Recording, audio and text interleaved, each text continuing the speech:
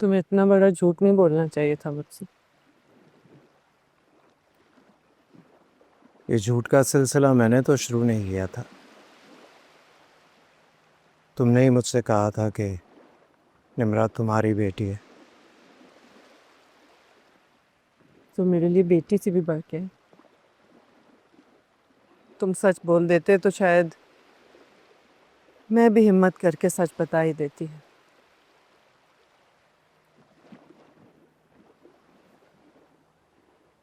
मलिया, मुझे बताओ तुम्हारे साथ हुआ क्या था।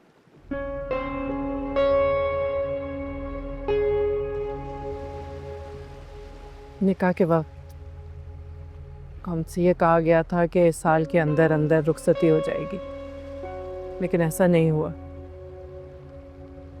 बल्कि निकाह के शिकंजे से मुझे 3 लफ्ज भेज के आज़ाद कर दिया गया। तुमने एक बार भी मेरे बारे में नहीं सोचा।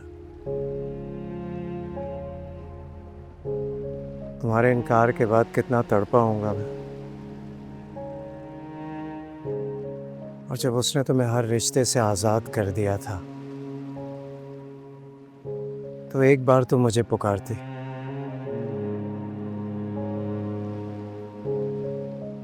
एक बार तो मुझसे राब्ता कर सकती थी। मैंने तो हर मुमकिन कोशिश की थी बेजार, लेकिन तुम्हारे सब फ़ोन नंबर्स बन जाते थे। मैंने तुम्हें इतने ख़त लिखे, लेकिन कभी कोई जवाब नहीं मिला मुझे उनका। वो तो जिस दोस्त की शादी पे लाहौर में हम मिले थे, वो भी अपनी फैमिली को लेके मुल्क से बाहर चला गया। यकीन जानो बेजार, मैंने हर कोशिश की। मैं तो तुम्हारे पीछे लाहौर से कराची भी आई थी तुम्हारे घर। क्या? तो फिर तुम मुझसे मिली क्यों नहीं? तुम्हारी मेहंदी थी उस दिन,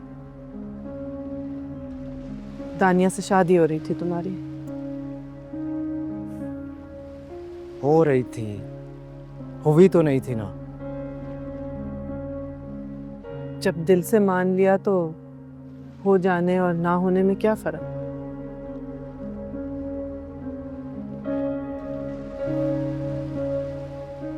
दिल से माना होता तो वो साथ होती मेरे। उसने तो इतनी नफरत से मुझे छोड़ा कि अपने बेटे के बारे में भी नहीं सोचा। उसे भी छोड़कर चली गई। जानती हो मेरा जुर्म क्या था? उसे ये लगता था कि मैं अपनी पहली मोहब्बत को भुला नहीं पाऊंगा। मेरी खामोशियों में, मेरी मुस्कुराहटों में, मेरी तन्हाइयों में, मेरे रत जगहों में तलाश कर लेती थी वो तुम्हें। उसे लगता था कि तुम मेरी जिंदगी से जाकर भी जा नहीं सकती। बहुत बड़ा जुल्म किया तुमने उसके साथ, जो मुझे अपनी जिंदगी से निकाल नहीं दिया। मेरे बस में नहीं था, नहीं था मेरे बस में। काश काश जब तुम मेरे घर आई थी हमारी मुलाकात हो जाती। आज हमारी जिंदगियां कितनी मुख्तलिफ होती। वैसे जब तुम मेरे घर आई थी तो किससे मुलाकात हुई थी तुम्हारी? छोड़ो इन सब बातों को, अब राख को रेदने से कुछ नहीं मिलेगा।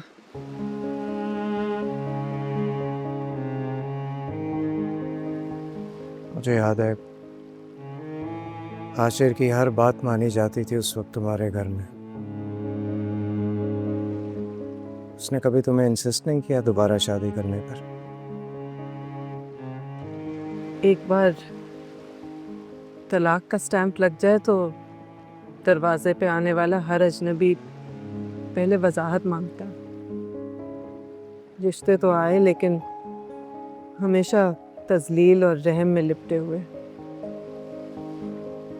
मैंने बहुत एहतजाज किया कि मैं अब शादी करना ही नहीं चाहती, लेकिन मेरी इस जुर्रत को ये कहा जाने लगा कि मैं तुम्हारे रोग को सीने से लगा के रखना चाहती हूँ। लेकिन आखिर हाशिर भाई ने मेरे लिए हाँ करा ही ली। लेकिन शादी का वक्त जैसे जैसे करीब आने लगा, उन लोगों की तरफ से मुतालबों की इतनी लंबी लिस्ट आई कि हाशिर भाई को भी अंदाज़ा हो गया कि तलाक याफ्ता साली को एक जहेज के नाम पे ट्रक लाद के भेजने होंगे। कि आखिर उन्होंने खुद ही इनकार कर दिया उस रिश्ते से। बहुत अफसोस है मुझे कि मैंने लौटकर तुम्हारी तरफ नहीं देखा। तुम वहां सहती रही और मैं यहाँ तड़पता रहा।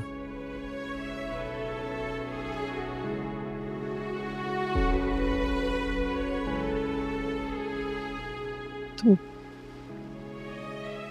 निम्रा के बारे में नहीं पूछोगे? जरूरत नहीं है पूछने की। उस दिन आशिर की अंगारे उगलती जुबान ने मुझे सब कुछ समझा दिया।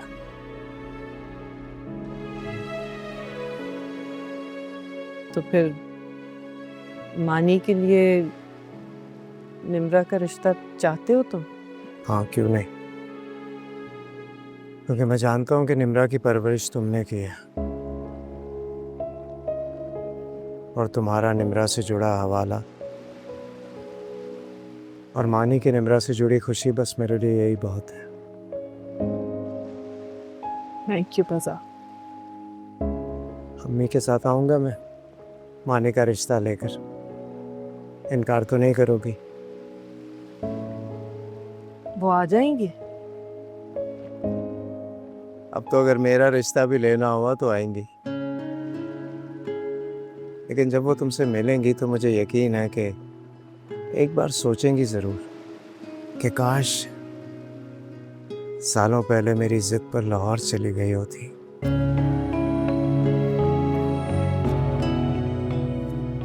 यही सोच रही हूँ ना कि वो नहीं आएंगी।